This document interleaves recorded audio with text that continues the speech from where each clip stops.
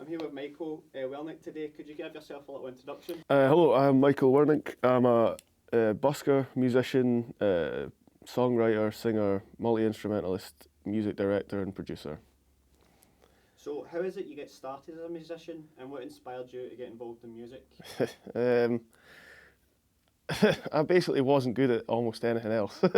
And in high school, actually, see, just before high school, my dad was made redundant and he got a big fancy keyboard to try and teach himself music. But I was quite good at it, and I used to really like film music, and I would like hear a song and then be like, do do do do, and then work it out. Actually, I remember working out The Godfather. That was the first song I ever worked out how to play. And yeah, and then in high school, the high school I was at, they were like, you can try out for 2 instruments, and if you're good enough at the start, they'll teach you for free. And I was gonna go and do drums, and the French horn teacher guy was like, "You look like a French horn player," and because I was just so young, I was like, "Oh, cool! I look like something." So I played French horn for 6 years in high school, which obviously only added to how cool I was anyway. So, and then, do you remember the TV show The Osbournes? I saw that and was like, "Who is Ozzy Osbourne?" And then that's how I got into heavy metal, and it's been guitar ever since. So, how do you navigate the challenges of performing on the streets as a busker? What keeps you motivated? I guess it's like, well, the night busking specifically is really good because you know what people actually want to hear. Never mind like chart bullshit. Like they actually will tell you what they really like to hear. So you know what is actually quite like, I guess, popular, I guess. And that I like that, letting that influence me, because I come from such a weird alternative metal punk sort of stuff. So it's good to like, yeah, get like a good grounding of what's actually like what people like. Can you describe your typical creative process when it comes to writing and composing your music? Basically, I sit around playing guitar constantly, either in the street, in the studio, at home, and often I'm just like, I'll be watching TV or watch somebody play games and just I'll try to play along with something that's on the TV or something, make a mistake, the mistake sounds cool, and that's the start of a song. And then lyrically, I sort of go walking around in a forest with some booze and rant to myself until I'm like, see this problem, this is the problem, and then I'll come up with like a metaphor for like why I'm raging, and then that's the song title, and I'll just write the lyrics after that. So, can you share any memorable or interesting experience you've had performing as a busker? I got some dark stories. I got a funny story. This guy had like a little crowd. It was at like maybe midnight, like maybe 20 people, and it was like about to launch into the chorus of "Don't Look Back in Anger," and this guy just came out the side and kicked the mic stand right over, like right to the ground, and I was like, all right, well that's the end of that song. But his pal was like, "Steve, what the fuck you doing?" And the guy that kicked the thing down was like, "I don't know." He just didn't know what he was doing. Meanwhile, 2 lassies had picked up the mic stand and were like, "There you go." The big guy then goes, "No," puts it back on the ground and goes, "Steve's gonna pick it up." And the Steve's just like, "Uh." So eventually, the lassies pick it up again. He fucking slams it back down to the ground. And eventually the guy picks it up and is like, "Sorry, sorry, sorry." I had a guy, this is like 1 a.m, this guy came up to me and he's like, "Mate, you day brown?" And I was like, "No, man, I don't."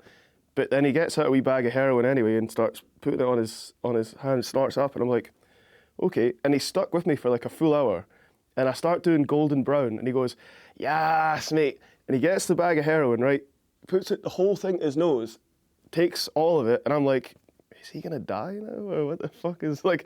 But he actually got more sober, and yeah, the Glasgow is wild.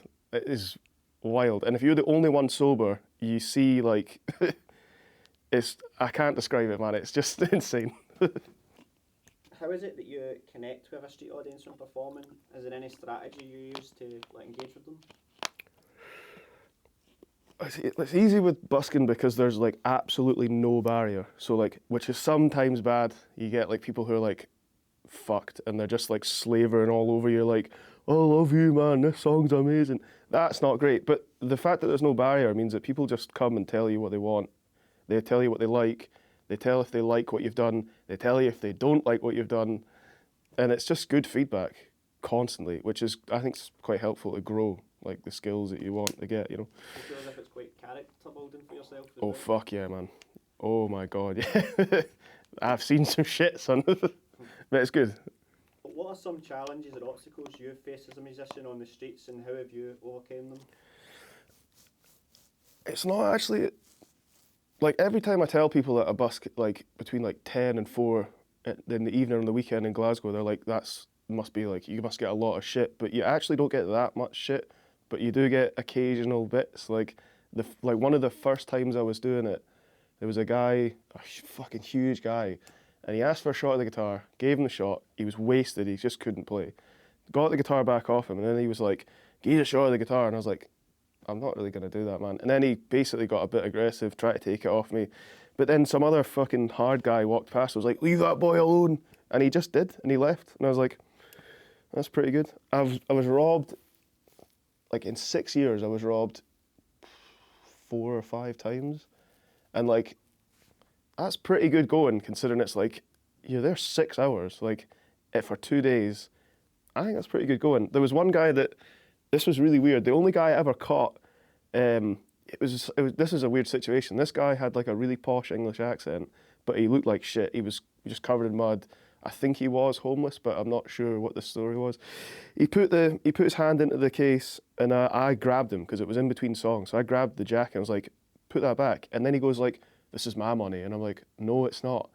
But there was a homeless lassie watching me, and she was like, that's bang out order. You can't steal for a busker. The police were outside Savoy. They heard her say that, so they come over, and they're like, what's going on here? And he says, this guy's stolen money from me. And I'm like, you fucking liar. Like, do you not see what's going on? Then sadly, the police kind of got a bit rough with him, and they pretty much, I don't know if they broke his hand, because he just wouldn't let go of the money. So they eventually like stood on his hand. He dropped the money. The homeless lassie came, gave me the money back, and it was like, and then they carted him off to fuck knows where. That dude, I saw that guy like maybe 4 or 5 times, and he put me on edge. Like, that's the thing. That's the downside to night busking, because anything can happen at any moment. You are on edge the whole time, and like, it is actually quite difficult to sleep afterwards. You're just like, fucking. That's maybe a downside, I guess. Like, not having a good sleeping pattern. Do you feel like, for example, say you have a bad experience, does it put you off like the next adventure you go on busking, or does it motivate you like to keep going again, or what's the mindset there? It's like a dualism, eh? Because it's like sometimes you're just like, I actually do not want to do this because it's so hardcore sometimes, but you just have to. It was easier back before COVID because it was my only income. I wasn't on the dole or anything. Every penny I got was just from those 2 days for 6 years. So like, I had to kind of do it, and I guess that was kind of a bit of a motivating factor. But also, I kind of loved the chaos of it. Like, it was really chaotic, and it was kind of fun, and you get so many stories out of it. And I don't know, but it is that double-edged sword where you're like, this is hardcore, but I don't know. So, can you discuss any significant milestones or achievement you've developed as a person through these experiences? I guess it was like after a month of doing the night busking and realising I don't need to sign on. Like, it was so much money. It was like, that was like such a good, that was such a good time. It was just, oh man, R.I.P. Fucking financial freedom. It was total like, I can't describe the mindset you end up in when you're just like, you just feel completely invincible because you're like, I am a musician. Nobody can like take that away. Like, ugh, fucking COVID, man. With like in terms of busking, was it a lot harder to like get crowds kind of during the lockdown ending and stuff like that? It just completely ended. Like, it's funny because I started night busking on St. Paddy's Day, and then the last time I did it pre-COVID was St. Paddy's Day, and there was nobody out, and it was like, this is weird. It was like a ghost town. There was like maybe 4 people for like, I didn't even stay out the whole night because it was like, this is clearly a waste of time. And then I didn't do it for like 2.5 years, and it's just really different. It's more chaotic. It's just less. It's way less money. Like, it got less money the minute the Brexit vote went through. It got less money, but like gradually, like little bits, until like it was like I'm making like half what I was making, and I've not gotten worse. I know more songs, and you only get better if you're singing for 12 hours a week minimum. That is all the shit I was doing here. Like, so yeah. So it's different, and it's also like pre-COVID, you could like put it into blocks. Like between 10 and 12 is like a block where it's like people are a little bit raj, but it's not that wild. Then at 12, when all the pubs close, there's a big boost and you get a lot of cash and a lot of people.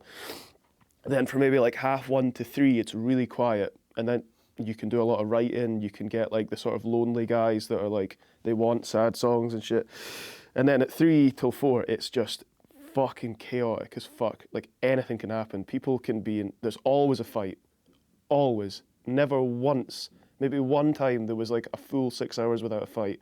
Usually it's with the bouncers, or it's like two guys. Like I saw one, this is fucking great. There was a couple walking past me, right? And the guy stops to tie his shoe, but the lassie just keeps walking. And a guy came out of one of the side streets, slapped the lassie's arse and walked off. And the guy, the boyfriend, finished tying his shoe. He didn't run, he just started going a little bit faster, got the guy in a headlock, wrecked his face, dumped him onto the ground, then grabbed the lassie by the waist and they just walked off. So how do you approach self-promotion and building a fan base as a busker? Which strategies have you found effective? Badly. Yeah, there wasn't really a strategy. Like, I was doing busking. I wasn't wanting to establish myself as like a busker, to be honest with you. I was more like, I was viewing it as like, well, the money first and foremost. Like, I know that sounds a bit crass, but like, we've got to eat. Like, if you've got rich parents, you can do whatever you fucking want, but like, you have to make money. Like, and I didn't want to get a job. I also really couldn't do jobs. Like, I'm not good at having a boss. It was good to like expand the music, because especially with night busking, people are like, do you know this song? And I'm like, I've never even heard of that song. Then you listen to it and you're like, oh my God, this is a great song. I wonder if you change this bit around, do you get this? And I just loved that, man. But I didn't actually want to be established as just a busker. I'm more doing that now because I'm trying to transition to the day.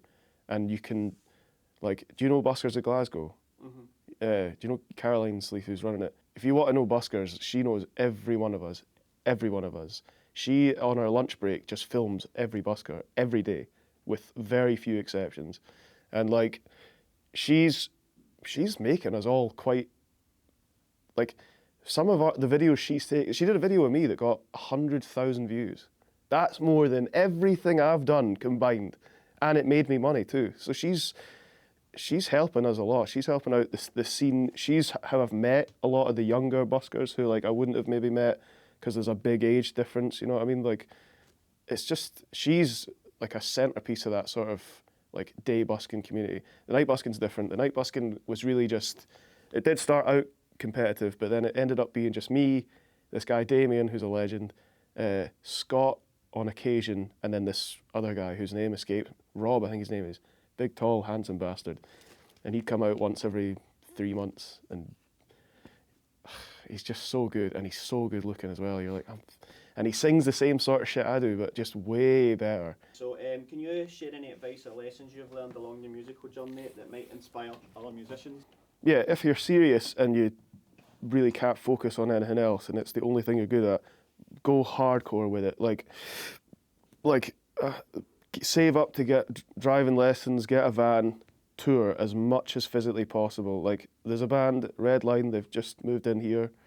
They're all 18, and like, we played a gig at Room 2 through Caroline that was pretty good. And I was like, yous are pretty serious, yous are all quite good as well. Just go for it. Don't fucking worry about jobs. Stay on the dole until you can make money from music. Because if you do like side piece jobs, it often, for a lot of people, they can't, I couldn't balance that.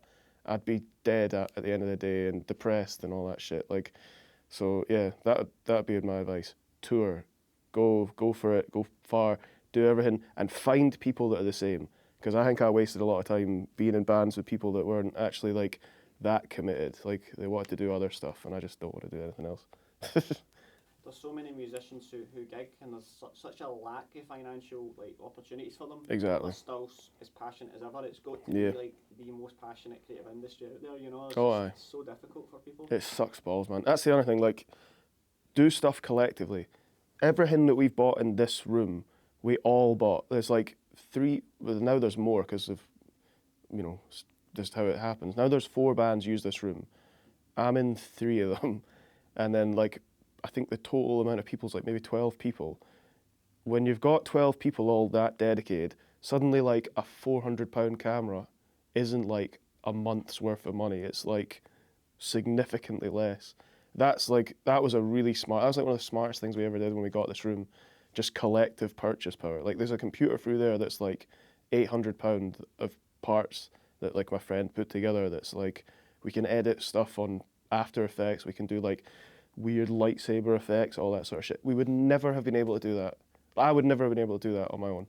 Just never. I would never have had like that much money. Or the van. Me and Jenny bought the van together essentially. Like, or like keyboards, guitars. Like we have got lucky as well. Like when we first got here, there was a bunch of studios that closed down, and we kind of bought their gear really cheap. We got like £80 mics for 25 quid. We got like that amp, that head, that amp, and the bass amp all together for 500 quid, which is insane. We got that piano, which is from the 1930s, for free, just being in the right place at the right time. We've just been fucking really lucky. So I don't know really what the answer is. Do stuff collectively, find good people that really are into it, and just go hard with it, man. Like, yeah. I was going to say you should start your own version of Antiques Roadshow. I know. I mean, every bit has got like a weird, funny story to it in some way. Like that keyboard's hysterical because it's so old. It's got a floppy disk drive. Like, yeah, we got lucky. But yeah, no, luck can only go so far. Like, do stuff together. Like, find people, make good contacts as well. Like the industry isn't just, you know, it is all individuals, but it is like a big collective of people. Like, and it's a more fun way to do things anyway. Like, so that'd be my advice. How do you balance musical pursuits with other aspects of your life? Badly. Badly. I'm trying to do like, I made like a rule of myself that's like, if it's sunny, I don't come to the studio. Because I was here too much. I was here like, I don't know, 12 plus hours every day for months and months and months, not seeing people, going a bit crazy. Like if you're in that booth, you will just start talking to yourself. Like, so I'm trying to be like more outside. I'm trying to do more sports. I'm like working out. Yeah. I'm not the best person to ask about balance. I've never had that nailed. I've always been pretty bad for it. It's like, you ever see that scene in Peaky Blinders after he like beats everybody and then he's like, I've won, and then he just gets fucked for days, and it's like, because he's got no goal, and then he's like, I'll just be a politician, and that's his now goal. That's hard relate to that. It's like, if I'm not doing a goal that's mine, I just get fucked. Like, it's not good. So what are your long-term goals and aspirations as a musician?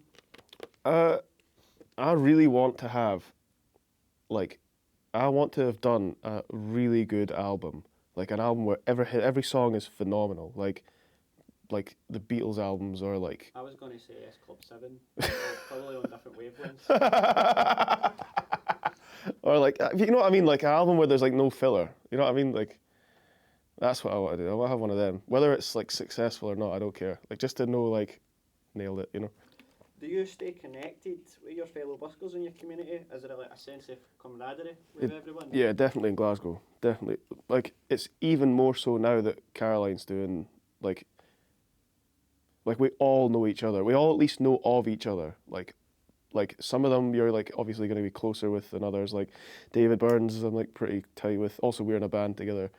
Mary Jane MacGyver, do you know her? Like, yeah, me and her go way back. She's doing really well as well. Like, who else? Daniel Lads. That's what he's on Facebook and Instagram. But like, he is so funny and so good. He does all that like tapping guitar shit. Like, he has like one guitar on a stand here and another one here, and he's like, it blows my mind what he's done. Man, he's really nice as well. Just a couple of others here and there. Like, obviously the Night Buskers all know. Like, there's 3 of us. Like, we all know each other. Like, MJ was doing night busking for a bit, but like, obviously as a lassie, you get like a lot of, especially once these boys are drunk, they're just cunts. Like, so she can't really do it after a certain bit. But I haven't seen her do it in ages. But like, there was a point where like, she would do it and finish, and I would just get the spot, and yeah, a bit like that. Brilliant. So last question here then. So in your opinion, what makes being a busker special, and what do you love most about it? You get lots of like nice wee moments. You get a lot of chaos, but you get a lot of like the nice moments when it's quiet and there's like one guy, he's lost all his pals and he's wasted and he's like, I just need to hear this music. Like, and I like little moments like that. I think that's really cute, and I like the feedback, and I do kind of miss the biggest crowds I've ever played to are in the street, and they probably will be because my stuff I write's not exactly like the most popular sort of shit. But like I've had huge crowds, like it just in the street, and it feels fantastic, and I just like that, and I like, yeah, I guess that's it. Aye.